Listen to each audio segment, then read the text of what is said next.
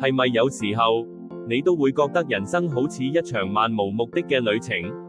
面對住咁多選擇同未知，心入面嗰種迷茫同不安，真係會令人好疲憊。你係咪都一樣，渴望揾到一個真正嘅答案，一份永恆嘅慰藉呢？但係，有一個古老嘅應許，喺2000幾年前嘅聖經之中，已經為我哋揭示咗所有嘅答案。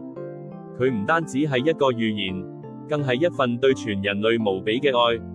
喺以賽亞書9章6節裏面，我哋讀到，佢名稱為奇妙、策士、全能嘅神、永在嘅父、和平嘅君。